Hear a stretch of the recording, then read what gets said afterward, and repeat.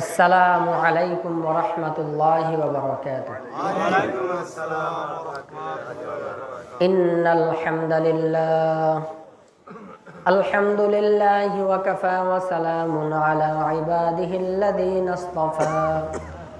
আম্মা বা'দু ফাআউযু বিল্লাহি মিনাশ শাইতানির রাজীম। বিসমিল্লাহির রাহমানির রহিম। إنا عرضنا الأمانة على السماوات والأرض والجبال فأبين أن يحملنها وأشفقن منها وحملها الإنسان إنه كان ظلوما جهولا. بارك الله لنا ولكم في القرآن العظيم ونفعنا وإياكم بالآيات والذكر الحكيم.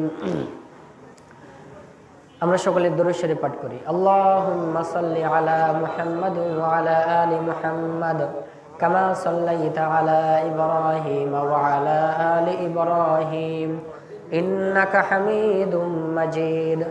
আল্লাহুম্মা বারিক আলা মুহাম্মাদ ওয়া আলা আলি মুহাম্মাদ কামা বারাকতা আলা ইব্রাহিম ওয়া আলা আলি ইব্রাহিম ইন্নাকা হামিদুম মাজিদ।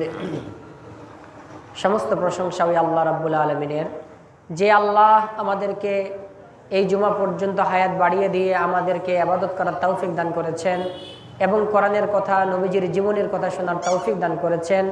এজন্য আমরা মহান রাব্বুল আলামিনের দরবারে শুকরিয়া আদায় করি। আলহামদুলিল্লাহ। আমি আপনাদের সামনে যে কোরআনের আয়াত তেলাওয়াত করেছি, সূরা আহজাব 22 নম্বর পারার 6 নম্বর পৃষ্ঠা। আল্লাহ এই আয়াতে বলেন, ইন্না আরাদনাল আমানাতা। কোরআনকে আল্লাহ আমানত বলেছেন।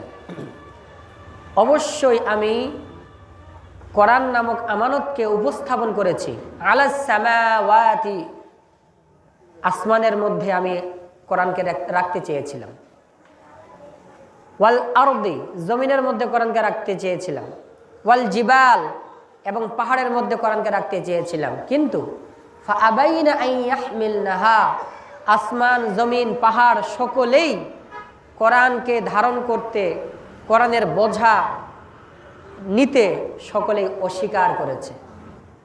ওয়া আশফাকনা মিনহা, এবং কোরআনের ভার যে গ্রহণ করতে পারবে না, এই জন্য আসমান জমিন পাহাড় ভীত সন্ত্রস্ত হয়েছে। তাহলে এবার বলুন, মানুষের চেয়ে আসমান নরম না বেশি শক্ত? মানুষের চেয়ে পাহাড় নরম না বেশি শক্ত? মানুষের চেয়ে জমিন নরম না শক্ত? এত শক্তিশালী পদার্থ হওয়া সত্ত্বেও কোরআনের আমানতকে তারা গ্রহণ করলো না, কিন্তু ওয়াহামালাহাল ইনসান, মানুষ কোরআনের আমানতকে গ্রহণ করলো। আরবি ভাষা কেউ যদি আয়ত্ত করতে চায় 16টা বিষয়ে পাণ্ডিত্য অর্জন করতে হয়। কয়টা বিষয়?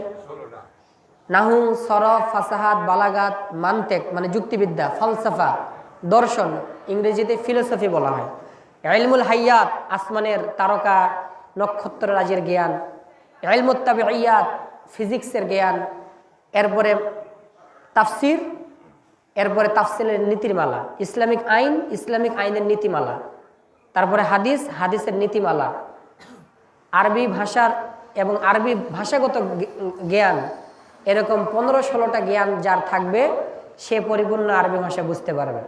আসলেই যারা আরবি ভাষা বুঝে তারা আল্লাহর এই কোরআনের মর্ম বুঝতে পারে যে আল্লাহ তাআলা আসমানের মধ্যে কোরআনকে রাখতে চাইলেন, জমিনে রাখতে চাইলেন, পাহাড়ে রাখতে চাইলেন, কিন্তু কেউ গ্রহণ করলো না।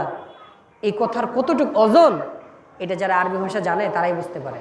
এই জন্য আল্লাহ সূরা মুজাম্মিলে বলেছেন, ইন্না সানুলকি আলাইকা কাওলান সাকিলা, হে নবী আমি আপনার প্রতি গুরুভার কালাম অবতীর্ণ করেছি, অনেক ওজনদার কথা আমি আপনার উপর কি করেছি? অবতীর্ণ করেছি। এই জন্য আল্লাহ রাব্বুল আলামিন আমাদের উপর গুরুভার কালাম অবতীর্ণ করেছেন। আর বর্তমান আমাদের যুগের সমাজের মুসলমানেরা, আমরা মুসলমানরা কোরআনকে যেভাবে না বুঝি তার চেয়ে শত লক্ষ গুণ বেশি বুঝছিল মক্কার কাফেররা, ঠিক কিনা? আবু জেহেল, উতবা, সাইবা, উমাইয়া বিন খলফ, বড় বড় কাফের নেতারা যারা সবসময় মদের নেশায় মত্ত ছিল, টাকার লোভী ছিল, সম্পদের লোভী, নারীর লোভী, তাদের এত সম্পদ, প্রতিদিন রাতে তারা মদের আড্ডা করত, নারীর নর্তকী এনে তারা নাচাইতো। এই মদের নেশা বাদ দিয়ে, টাকার নেশা বাদ দিয়ে, নারীর নেশা বাদ দিয়ে এই বড় বড় কাফেররা যারা সবচেয়ে বেশি কোরআনের বিরোধিতা করেছে, তারাই নবীজির ঘরের কর্নারে এসে নবীজি রাত্রিবেলা তাহাজ্জুদে কোরআন তেলাওয়াত করতেন।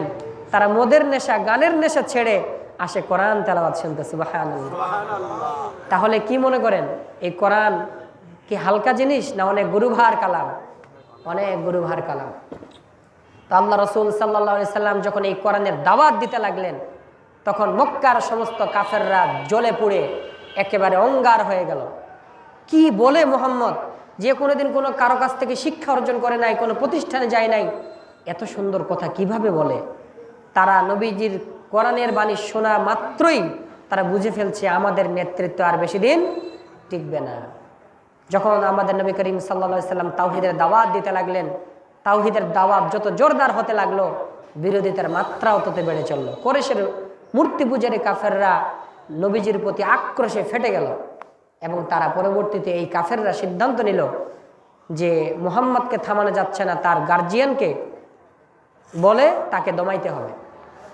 অবশেষে মক্কার কাফেররা নবীজির চাচা আবু তালেব, সে কিন্তু কাফের ছিল, 40 বছর নবীজিকে লালন পালন করেছেন, ঠিক কিনা?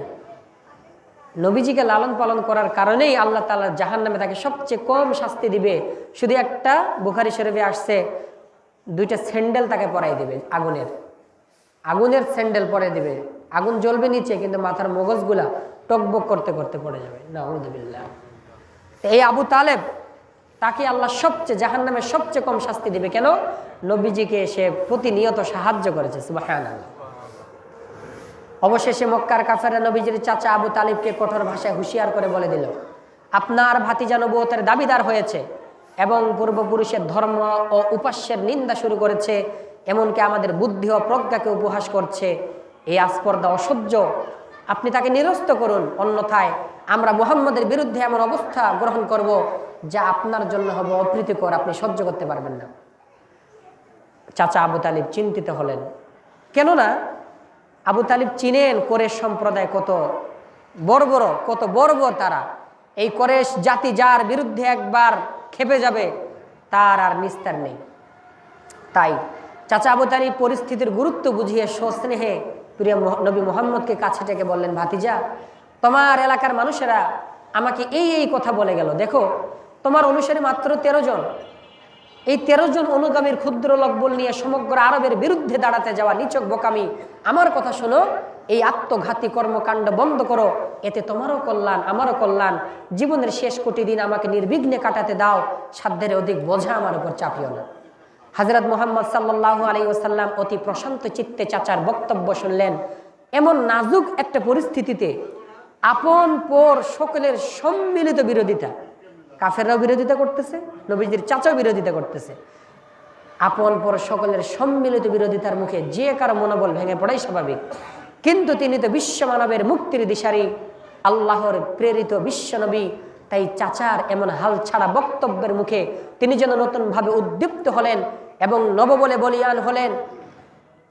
চোখ তার অশ্রু সজল হলো এবং মুখ মণ্ডল বেদনা ভারাক্রান্ত হলো, কিন্তু নবীজির কণ্ঠ ছিল এমন বলিষ্ঠ ও তেজদীপ্ত যেন আসমানি শক্তি নবীজিকে ঘিরে রেখেছে।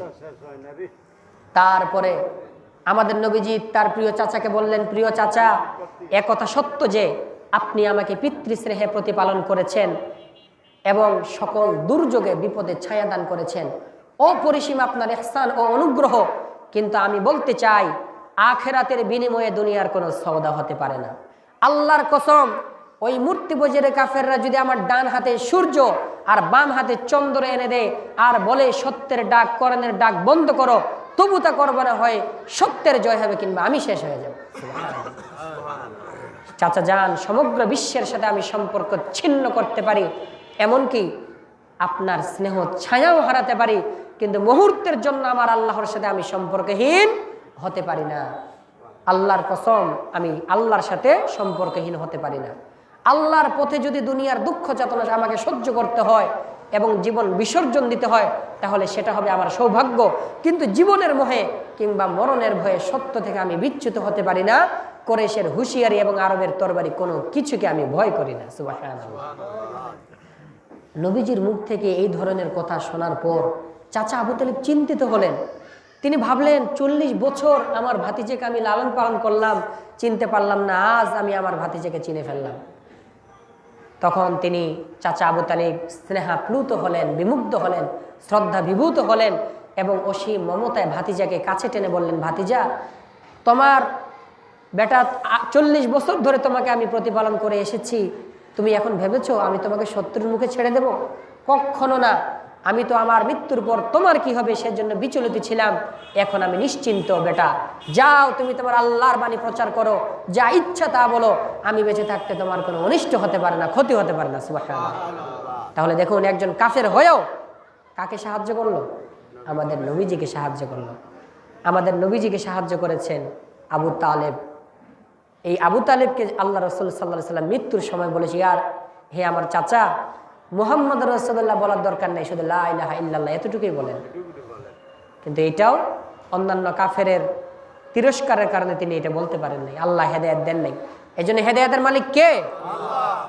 কুরাইশের মূর্তি পূজারী কাফেররা যখন নবীজিকে আর দমাতে পারলো না পারিবারিকভাবে, তখন তারা ভাবলো এবার পায়তারা বদল করতে হবে। লোভ ও প্রলোভনের জালে মুহাম্মদকে থামাতে হবে, নারীর রূপ ও সোনার উপর মোহে তাকে ভোলাতে হবে, এছাড়া আর কোনো পথ নেই। অতঃপর মক্কার সমস্ত কাফের একজোট হয়ে, মক্কার অতি হুঁশিয়ার ও পাকা সামজ্জাদার এক লোক ছিল, নাম তার উতবা বিন রাবিআ, তাকে ঠিক করলো। সে নবীজিকে বেশ মোলায়েম ভাষায় বলল, দেখো মুহাম্মদ, গুণ ও চরিত্রের কারণে তোমাকে আমরা শ্রদ্ধা করি এবং ভালোবাসি, কিন্তু হঠাৎ একই অদ্ভুত কাণ্ড শুরু করলে তুমি। আসল মতলব কি তোমার? কি চাও তুমি? নেতৃত্ব, কর্তৃত্ব?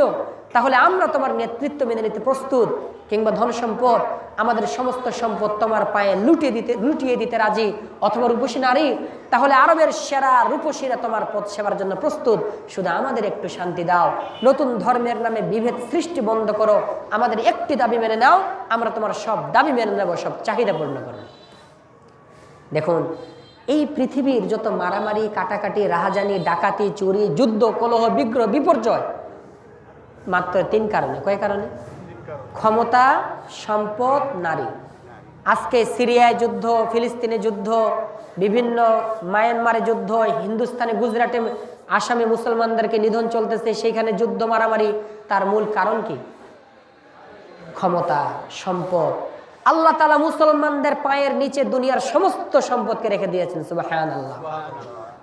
মুসলমানদের পায়ের নিচে সমস্ত সম্পদ, যেন মুসলমানরা এগুলা সবসময় দখল করে রাখতে না পারে।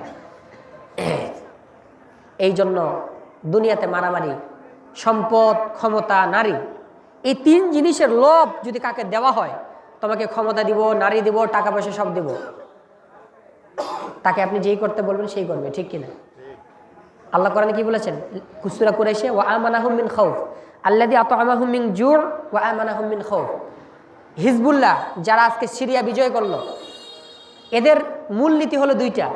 এরা মানুষের ক্ষুধা দূর করে মানুষকে নিরাপত্তা দেয়।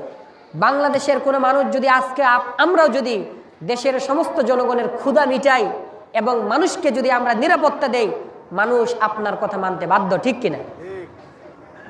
তখন আমাদের এই নবীজিকে এই 3 জিনিসের লোভ দেখানো হচ্ছে।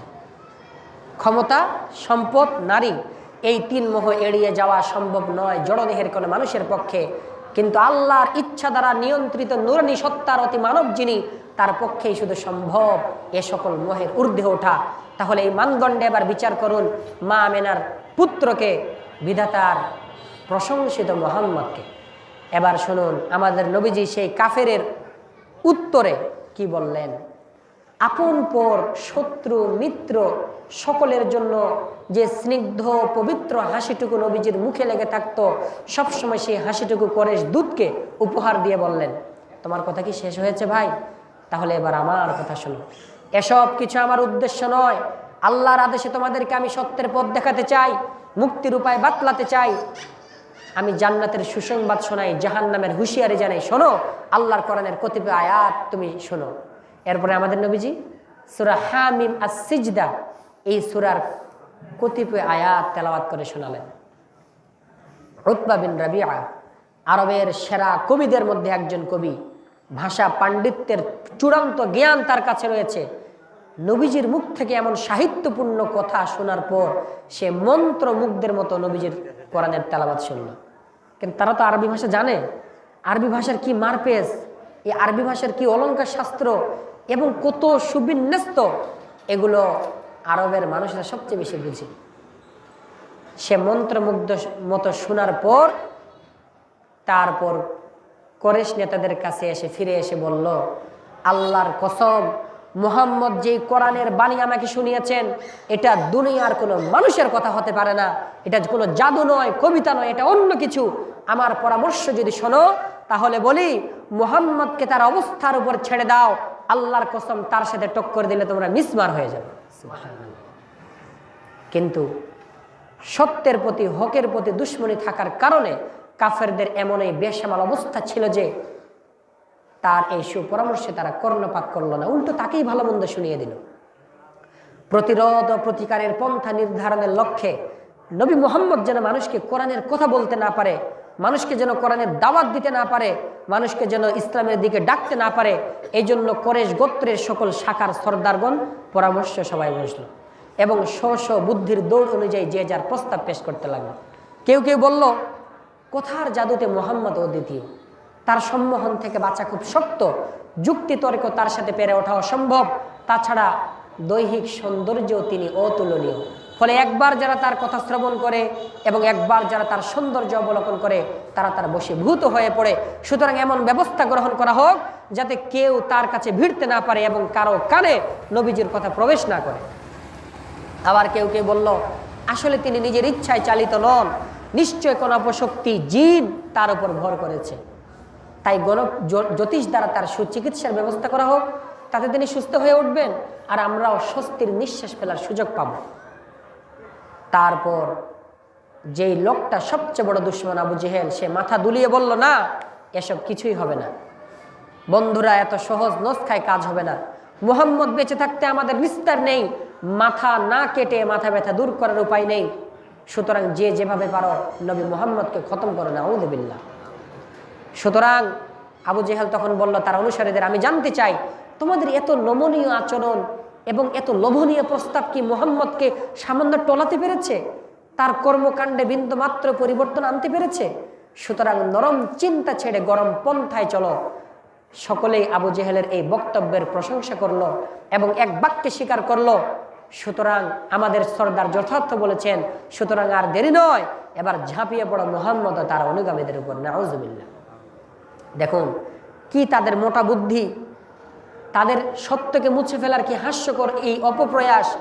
আল্লাহর প্রেরিত পুরুষ যিনি, আল্লাহর সাহায্যপ্রাপ্ত যিনি, যে আল্লাহ নিজেই নবী মুহাম্মদকে সাহায্য করে, তিনি কি তার দলের হুমকির কখনো ভয় পাবেন? তাই বাধা যত প্রবল হবে সত্যের গতি বেগ তত দুর্বার হবে, এটাই তো প্রকৃতির আমক বিধান। কিন্তু মক্কার কাফেররা সে পথই গ্রহণ করলো যে পথে তাদের ধ্বংস এবং সত্যের বিজয় অনিবার্য। তারা জোরে নির্যাতন শুরু করলো। শুরু হলো নির্যাতন ও নিপীড়নের বিভীষিকাময় অধ্যায়। সেই মর্মন্তুদ কাহিনী আমরা যত শুনবো ততই কম শুনবো ততই ভালো। রাতের অন্ধকারে ওরা মুহাম্মদের চলার পথে কাঁটা বিছিয়ে দিত, তার পুষ্পকমল পবিত্র পাগুলো কাঁটার আঘাতে ক্ষত বিক্ষত হতো এবং তার পা থেকে রক্ত ঝরতো। আর নরাধম কাফেররা দূরে দাঁড়িয়ে তামাশা করে হাসতো। হায় আফসোস, মানবতার চলার পথ কুসুমাস্তীর্ণ করার উদ্দেশ্যে যার শুভাগমন, যে মানুষটি এসেছেন পৃথিবীতে মানুষের চলার পথের কাঁটা দূর করার জন্যে, মানুষের ওই হাতে তার চলার পথ হলো কাঁটাযুক্ত। তবু তার মুখের স্নিগ্ধ হাসি কখনো ম্লান হয়নি, মানুষের কল্যাণ কামনা থেমে যায়নি। তিনি যে রহমতের নবী, তিনি যে রাহমাতুল লিল আলামিন। আমাদের নবীজি যেখানে কোরআনের কথা বলতেন, তাওহীদের একত্ব, আল্লাহর একত্ববাদের বাণী প্রচার করতেন, দুষ্টরা সেখানে চৈ চৈ ও সরগোল করত, যাতে তার শান্ত কোমল কণ্ঠস্বর তাদের উৎকট চিৎকারে তলিয়ে যায় এবং শ্রোতার কানে যেন সত্যের বাণী, কোরআনের বাণী পৌঁছতে না পারে। এমনকি নবীজির পিছনে দুষ্কৃতিকারীদের লেলিয়ে দেওয়া হতো, আর তারা পাথর ছুঁড়ে ছুঁড়ে তাকে জখম করত। মক্কার জড়ো পাথরগুলো কাঁদতো, কিন্তু মক্কার কাফের মানুষগুলো হাসতো। মানবতার কলঙ্কের হাসি পড়তো পর। এমনকি আপন চাচা, নবীজির আপন চাচা আবু লাহাবও ছিল তার জানের দুশমন। আর আবু লাহাবের স্ত্রীতে ছিল সাক্ষাৎ পিশাচিনী। নবীজিকে কষ্ট দেওয়ার নিত্য নতুন পন্থা সে উদ্ভাবন করত। কখনো কাঁটা বিছাই দিত, কখনো নাপাক আবর্জনা নিক্ষেপ করত, তার শরীরে মারত। এই জন্য আল্লাহ তাআলা পবিত্র কোরআনে অবতীর্ণ করেছেন সূরা লাহাব, তাব্বাত ইয়াদা আবি লাহাবিউ ওয়া তাব্বা, perish the two hands of Abu Lahab and perish he, ধ্বংস হোক আবু লাহাবের দুই হাত এবং ধ্বংস হোক আবু লাহাব সে নিজে। দুই হাত আল্লাহ কেন বললেন? কেননা সে ভেবেছিল আমার এক হাত হলো আমার সন্তান, আর এক হাত হলো আমার সম্পত্তি, ঠিক কিনা? এই দুই হাত আল্লাহ দিয়ে ইশারা করলেন, তার সম্পদ তার সম্পদও নষ্ট হয়ে যাবে, তার সন্তানেরাও কি হয়ে যাবে? ধ্বংস হয়ে যাবে। অথবা দুই হাত মানে আবু লাহাবের দুই হাত ধ্বংস হোক, মানে তার আবু লাহাবের দুনিয়াও বরবাদ হয়ে যাক, আখিরাতও বরবাদ হয়ে যাক। নবী মুহাম্মদকে সে বদদুয়া দিয়েছিল। নবী মুহাম্মদ সাল্লাল্লাহু আলাইহি ওয়াসাল্লাম যখন মানুষকে, মক্কার মানুষদেরকে ডাকলেন এবং তাওহীদের বাণী দাওয়াত দিলেন সাফা পাহাড়ের উপরে, তখন এই আবু লাহাব সর্বপ্রথম নবীজিকে বদদুয়া দিয়েছিল, তাব্বাল্লাক আলিহাদা জামাআতানা সাইরাল ইয়াউম, হে নবী, হে মুহাম্মদ, তুমি কি আমাকে এই জন্য ডেকেছো আমাদেরকে? তুমি বলতেছো তুমি নবী হয়ে গেছো, তুমি ধ্বংস হও। তাহলে এই আবু লাহাব নবীজিকে বদদুয়া দিয়েছিল। এই জন্য আল্লাহ তাআলা অনন্তকালের জন্য আবু লাহাবের উপর আল্লাহ তাআলা অভিশাপ দিয়ে দিলেন। বলেন না সুবহানাল্লাহ। কেন? কাফেররা আযাবগ্রস্ত হইলে আলহামদুলিল্লাহ বলতে হয়। 7 নম্বর পারার 12 নম্বর পৃষ্ঠা, ফাকুতি আদাবিল কওমিল্লাযিনা যালামু, কাফেরদের যখন মূলোৎপাটন করা হবে, কুলু আলহামদুলিল্লাহি রাব্বিল আলামিন, তখন তোমরা কি বলবে? আলহামদুলিল্লাহ। কাফেররা বললে আলহামদুলিল্লাহ। এই আবু লাহাব ধ্বংস হইল কেন? তার কারণ হচ্ছে সে নবীজির সাথে দুশমনি করেছে। কার সাথে? মা আগনা আনহু মালুহু ওয়া মা কাসাব, his wealth and his children will not benefit him, তার সম্পদ, তার সন্তান সন্ততি তার কোনোই কাজে আসবে না। তার কারণ কি? মুফাসসিরিনে কেরাম এই আয়াতের ব্যাখ্যা করতে গিয়ে বলেন, যারা নবীর সাথে দুশমনি করবে আল্লাহ তো তাকে ধ্বংস করবে, তার সন্তান এবং তার পরবর্তী বংশধরদেরকেও আল্লাহ ধ্বংস করে দেবে। সুতরাং আজকে কি নবী আছে? নাই, কিন্তু কোরআন আছে। কোরআনের ধারক বাহক কারা? ওলামায়ে কেরাম। নবী নেই, নবীর সম্পত্তি কি? নবীর সম্পত্তি হলো কোরআন এবং উলুমে নবীর হাদিস। যেই নবীর হাদিস, যেই কোরআন পৃথিবীর সমস্ত আলেমের সিনার মধ্যে আল্লাহ তাআলা জমা করে রেখে দিয়েছেন। বলেন সুবহানাল্লাহ। নবীর সাথে দুশমনি করলে যেমন তাদের বংশ, তাদের সব ধ্বংস হয়ে যায়, ওলামায়ে কেরামের সাথে যারা দুশমনি করবে, হিংসা করবে, আল্লাহ তো তাদেরকে ধ্বংস করবেনই। মুফাসসিরিনে কেরাম বলেছেন, যারা আলেমের সাথে দুশমনি করবে, হিংসা করবে, তাদের বংশে কোনোদিন কোরআন শিক্ষায় শিক্ষিত মানুষ তৈরি হবে না। সহি শুদ্ধ করে কোরআন পড়তে পারবে না তার বংশের কোনো মানুষ। আমাদের উস্তাদ বলেছেন, আলেমের সাথে দুশমনি করলে তার বংশে কোনোদিন কি হবে না? কোরআন পড়নেওয়ালা মানুষ তৈরি হবে না। হ্যাঁ, কোরআন পড়বে, কিন্তু এমন কোরআন পড়বে যা কোনোদিন ওই কোরআনের শেষ সওয়াব পাবে না, সহি শুদ্ধ করে পড়তে পারবে না। আর যারা আলেম ওলামাদেরকে ভালোবাসবে, নবীদেরকে ভালোবাসবে, তার প্রমাণ ইসমাইল আলাইহিস সালামকে যখন ইব্রাহিম আলাইহিস সালাম জবাই করতে নিয়ে যাচ্ছিলেন, তখন ইব্রাহিম আলাইহিস সালাম বলছেন, আমি তোমাকে আল্লাহর আদেশে জবাই করব। ইসমাইল আলাইহিস সালাম উত্তর দিয়েছিলেন, বাবা, আল্লাহ আপনাকে যেরকম আদেশ করেছেন আপনি সেভাবে করুন। তাহলে ইসমাইল আলাইহিস সালাম, তার বাবা নবী, আবার বাবা, নবীকে সম্মান করার কারণে ইসমাইল আলাইহিস সালামের বংশ থেকেই আমাদের নবীজির জন্ম, ঠিক কিনা? তো ইসমাইল আলাইহিস সালাম যেহেতু ইব্রাহিম নবীকে ভালোবেসেছিলেন, এই জন্য আল্লাহ তাআলা 5000 বছর পরে হইলেও তার বংশে আল্লাহ নবীকে পাঠিয়েছেন। যারা আলেম ওলামাকে ভালোবাসবে তারা হয় নিজে আলেম হবে, না হয় তার সন্তানকে আলেম বানাবে, না হয় তার পরবর্তী বংশধরকে আলেম বানাবে, না হয় তার পরবর্তী বংশধরকে আলেম বানাবে। যেই আলেম হাফেজ তার পূর্ববর্তী দাদা দাদি, নানা নানি, পাড়া প্রতিবেশী, পূর্বপুরুষদের জন্য দোয়া করবে। বলেন সুবহানাল্লাহ। তাহলে দেখুন, এই আবু লাহাব সর্বপ্রথম নবীজির বিরোধিতা করেছে, এই জন্য সমস্ত মক্কার মানুষেরা তাদের বিরোধিতা করেছে, ঠিক কিনা? তাহলে আমাদের নবীজি যেখানে যেতেন সেখানে উপহাস ও কটূক্তি চলতো, টানা হেঁচড়া হতো, এভাবে বিভিন্ন উপায় নাজেহালের চূড়ান্ত করা হতো।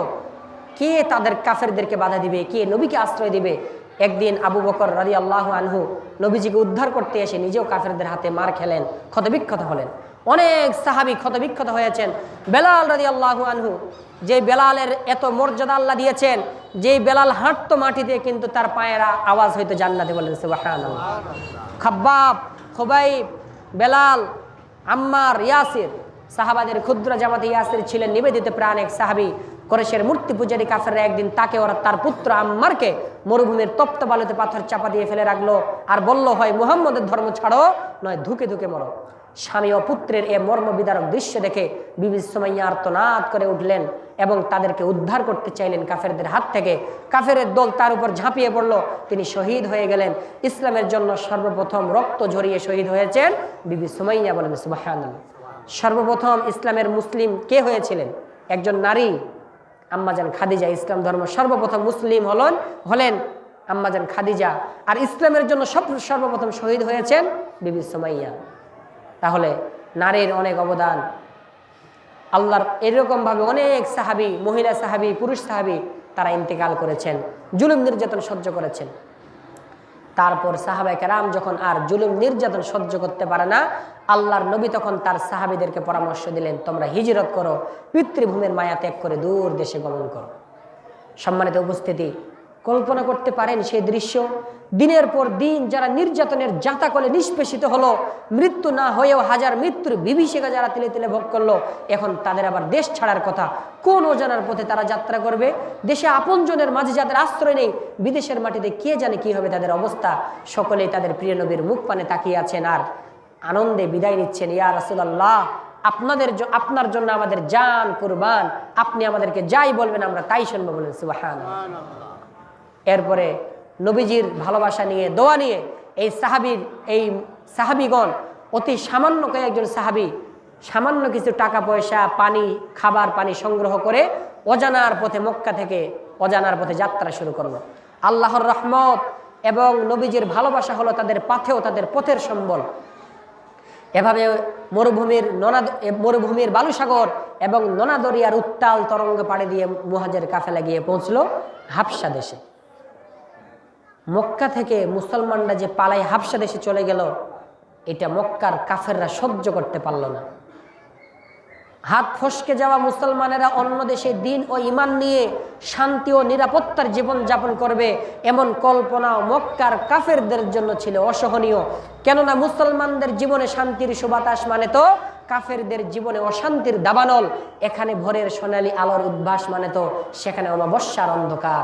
যেমন পুরো পৃথিবীতে কাফেররা কি সহ্য করতে পারে মুসলমানরা ভালো থাক? কখনোই সহ্য করতে পারে না। আল্লাহ কোরআনে বলে দিয়েছেন, ইহুদি, মুশরিক, খ্রিস্টান কেউ সহ্য করতে পারে না যে মুসলমানরা ভালো থাক। তারা একে অপরের বন্ধু, তারা হাত মিলায়, ভালোর ভাব নেয়। যখন তারা হিংস্র হয়ে আসতে না পারে, তখন তারা নম্র হয়ে আসে আমাদের ক্ষতি করার জন্য।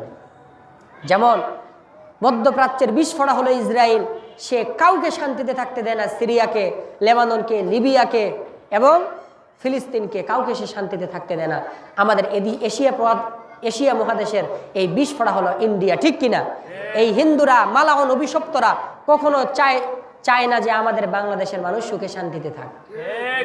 এতদিন তারা আমাদের এই দেশটাকে দুধের গরু পাইছিল, দুধের গরু, শুধু চুষতো আর খাইতো, শুধু দুধ দহন করতো আর খাইতো।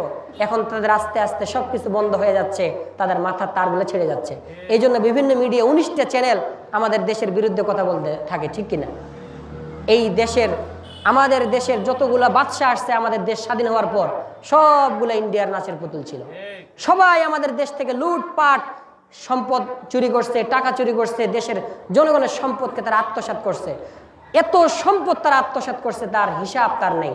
এই আমাদের দেশের সম্পদ যদি চুরি না হইতো, তাহলে আমাদের দেশের মানুষেরা আজকে কমলাপুর রেল স্টেশনে ইট মাথা দিয়ে ঘুমাইতো না, ঠিক কিনা? কোন মানুষ চিকিৎসার জন্য আর আজকে ইন্ডিয়া যাইতো না। আজকে প্রদীপের হাতে আজকে সিনহা মৃত্যুবরণ করতো না। তারপরে ওই যে বুয়েটের আবরার, সে হিন্দুর হাতে মরতো না। এবং কি মাদারীপুরে ওই কি বলে ফরিদপুরে হিন্দুরা, কয়েকজন হিন্দুরা মিলে মুসলমানকে মারছে, এগুলা কখনো হইতো না। সুতরাং কখনো কাফেররা চায় না মুসলমানরা শান্তিতে থাক। কেননা মুসলমানদের জীবনে শান্তির সুবাতাস মানে তো অশান্তির দাবানল তাদের জীবনে। তখন সাহাবায়ে কেরাম কি করলো? যখন তারা জানতে পারলো মুসলমানরা অন্য দেশে পালাই গেছে, তখন কাফেররা মুসলমানদের পিছু নিয়ে নিল, তারাও হাবশা দেশে চলে গেল। কিন্তু আল্লাহর রহমত এবং নবীর ভালোবাসা যাদের সঙ্গী, তাদের ভাবনা কিসের, তাই ধাওয়াকারী কাফেরদের থাবা এড়িয়ে নিরাপদে সাহাবে কেরাম চলে গেল হাবশার রাজধানী আবিসিনিয়ায়। কাফেররাও চলে গেল আবিসিনিয়ায়। এরপরে কাফেররা আবিসিনিয়ায় যাওয়ার পর কূটনৈতিক পথে অগ্রসর হলো। তারা ঘুষ, উপঢৌকন, মূল্যবান উপহার সহ দুজন সুচতুর ব্যক্তিকে রাজা নাজ্জাশীর রাজদরবারে পাঠালো মুসলমানদেরকে ফিরিয়ে আনার জন্য মক্কায়। এবং তারা রাজার প্রভাবশালী মন্ত্রী দরবারে যারা ছিল টাকাখোর, তাদেরকে হাত করলো। হাত করে ওই মক্কার কাফেররা রাজার দরবারে আর্জি পেশ করলো, মুসলমানদের বিরুদ্ধে বিচার দিল। কি বিচার? তারা বলল, মহারাজ, আমরা পবিত্র তীর্থভূমি মক্কার বাসিন্দা, মুসলিম পরিচয় দানকারী আমাদের কিছু ধর্মচ্যুত লোক পালিয়ে এসেছে আপনার রাজ্যে। মহারাজের অনুমতি থাকলে আমরা তাদের ফিরিয়ে নিতে চাই। তারা আরও অভিযোগ করলো যে পূর্বপুরুষের ধর্ম ত্যাগ করে এক নতুন ধর্ম এরা উদ্ভাবন করেছে এবং ঘরে ঘরে অশান্তির আগুন ও বিভেদ এবং অশান্তি শুরু করে দিয়েছে। তখন কি হলো? লোভের জ্বলে এবং উপঢৌকন ঘুষের জালে আটকা পড়া মন্ত্রী দরবারীরা মুসলমানদের বিরুদ্ধে অবস্থান গ্রহণ করে কাফেরদের কথায় সায় দিয়ে বলল, ধর্মত্যাগকারী মুসলমানদেরকে তাদের অভিভাবকদের হাতে তুলে দেওয়াই উত্তম। কিন্তু বিচক্ষণ ও ন্যায়পরায়ণ রাজা নাজ্জাশী বললেন, একতরফা অভিযোগে আমি কোনো আদেশ জারি করতে পারি না, আগে উভয় পক্ষের কথা শুনবো, তারপরে আমি সিদ্ধান্ত প্রকাশ করবো। সুবহানাল্লাহ। কেন আল্লাহ রাসূল সাল্লাল্লাহু আলাইহি সাল্লাম নাজ্জাশীকে না দেখেই তিনি ভবিষ্যৎবাণী করেছিলেন, রাজা নাজ্জাশী তিনি ইনসাফগার বাদশাহ, তিনি সৎ, তিনি আল্লাহওয়ালা মানুষদেরকে ভালোবাসেন, সৎ মানুষদেরকে ভালোবাসেন এবং তিনি মজলুমদের পক্ষে থাকেন। নবীজি না দেখেই ভবিষ্যৎবাণী দিয়েছিলেন সাহাবায়ে কেরামকে, তোমরা আবিসিনিয়াতে যাও, সেই দেশের বাদশাহ তোমাদেরকে রক্ষা করবেন। সাহাবায়ে কেরাম আর কোনো শব্দ করেন নাই, আবিসিনিয়াতে গেছে, দেখে যে বাদশাহ তাদেরকে আশ্রয় দিয়েছে। সুবহানাল্লাহ। এরপরে রাজা নাজ্জাশী কি করলেন? কাফেরদেরকেও ডাক দিলেন, মক্কার কাফেরদেরকেও ডাকলেন, আবার সাহাবায়ে কেরামকেও ডাক দিলেন, উভয় পক্ষকে ডাক দিলেন। মুহাজির সাহাবীগণ আল্লাহর উপর ভরসা করে রাজ দরবারে উপস্থিত হলেন। এদিকে কোরেশের যে কাফের দুইজন প্রতিনিধি, তারা রাজা নাজ্জাশীকে সিজদা করলো। সিজদা করে, এদের তো কোনো ঠিক নেই, যাকে পায় তাকে সিজদা করে। রাজা নাজ্জাশীকে সিজদা করে বিনয়ের সাথে এক পাশে দাঁড়ালো। বিনয় কেন দেখাইলো? এই বর্বর জাতিরা মুসলমানদেরকে যখন সারা জীবন নির্যাতন করেছে, হিংস্র হয়ে তাদের উপর মানে জুলুম নির্যাতন করেছে, নাজ্জাশীর সামনে তো আর হিংস্র হওয়া যায় না। এই জন্য অতিভক্তি চোরের লক্ষণ। দুষ্টু লোকের মিষ্টি কথা ভিড়ে বসবে কাছে, কথা দিয়ে কথা নেবে, ছুরি মারবে শেষে। তারা যখন আর হিংস্র হইতে পারলো না, তারা বাদশার সামনে নমনীয়তার ভাব প্রকাশ করে বাদশাকে সিজদা দিল। কিন্তু ইসলামের শিক্ষা, মানুষের মাথা মানুষের সামনে নত হতে পারে না, মুসলমান আল্লাহ ছাড়া কাউকে সিজদা করতে পারে না। তাই মুহাজির সাহাবীগণ রাজা নাজ্জাশীকে শুধু সালাম করলেন, বলে সুবহানাল্লাহ। এই সুযোগে রাজার প্রভাবশালী মন্ত্রী দরবারীরা মুসলমানদের কাফেরদের পক্ষ নিয়ে মুসলমানদেরকে কটাক্ষ করে বলল, তোমরা তো অদ্ভুত হয়ে রাজ দরবারে শিষ্টাচার রক্ষা করতে জানো না? যেই মহামান্য সম্রাটের যার আশ্রয়ে জীবন বাঁচাতে চাও, সেই মহামান্য সম্রাটকে সিজদা করতে তোমাদের কিসের আপত্তি? গাম্ভীর্য প্রশান্তির মূর্ত প্রতীক রাজা নাজ্জাশী কিন্তু ওই মন্ত্রীদের পাম্পট্টিতে, তাদের বাক চাতুর্যে তিনি ফুলে গেলেন না, তিনি প্রভাবিত হলেন না। তিনি শুধু স্মিত হেসে মুসলিম যে দলনেতা ছিলেন, সাহাবীদের দলের নেতা, তাকে সম্বোধন করে বললেন, আমার মন্ত্রীরা যে অভিযোগ করলো, তারা সিজদা করলো, তোমরা করলে না, এই অভিযোগের জবাব কি তোমার? সাহাবীদের ক্ষুদ্র জামাতের দলপতি নেতা ছিলেন জাফর বিন আবু তালেব, আলী রাদিয়াল্লাহু তাআলা আনহুর ভাই।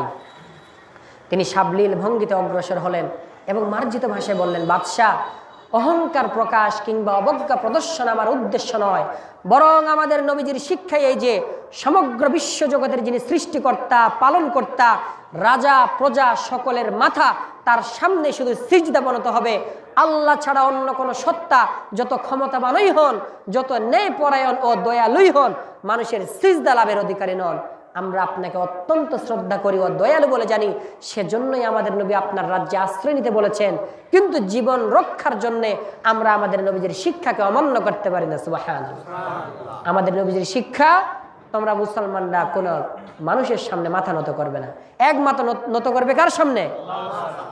খ্রিস্টান ধর্মের অনুসারী সম্রাট নাজ্জাশী মুসলিম দলপতির স্পষ্ট ভাষণে অভিভূত হলেন এবং আগ্রহ ভরে জানতে চাইলেন, আল্লাহর প্রেরিত রাসূল বলে যার নাম তোমরা উচ্চারণ করলে, যেই নবী মুহাম্মদের নাম তোমরা উচ্চারণ করলে, তার পরিচয় ও ধর্ম প্রচার সম্পর্কে আমি বিস্তারিত জানতে চাই, আমাকে একটু সংক্ষেপে জানাও।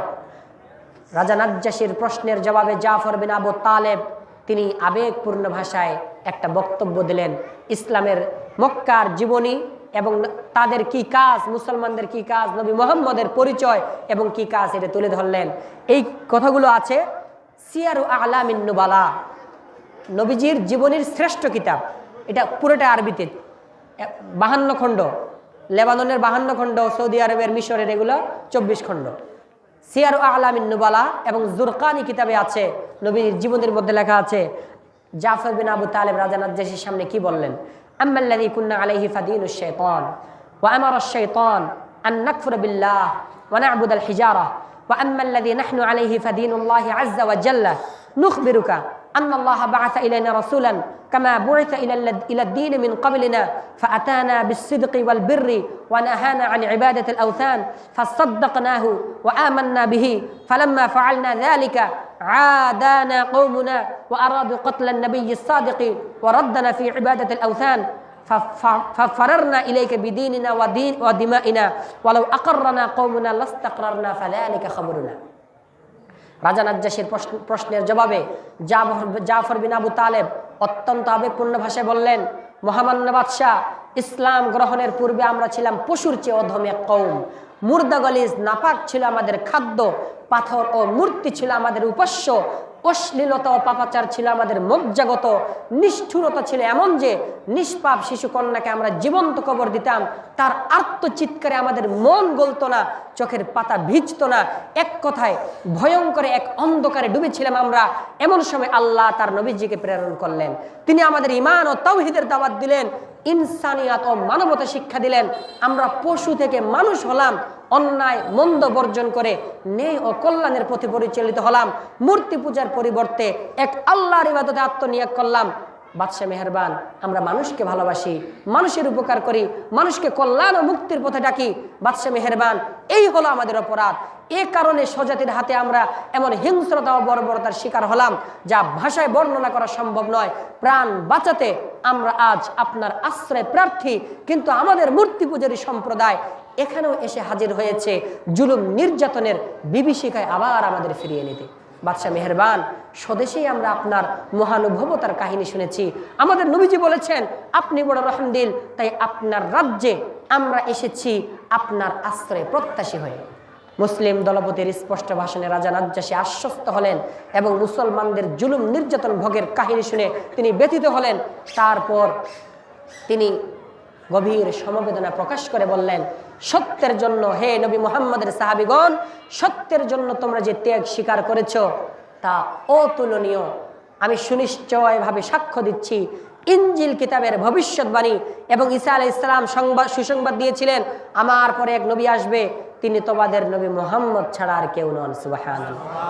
রাজা নাজ্জাশী বললেন, হায়, রাজত্বের এই স্বর্ণ শৃঙ্খলে যদি আবদ্ধ না হতাম তাহলে মক্কায় গিয়ে সেই মা আমেনার এতিম দুলাল নবী মুহাম্মদের পা চুমা খেয়ে তার পায়ের জোতা মাথায় বহন করে আমি ধন্য হতাম। বলেন সুবহানাল্লাহ। এরপর রাজা নাজ্জাশী তিনি মনে মনে তিনি ইসলাম ধর্ম গ্রহণ করেন।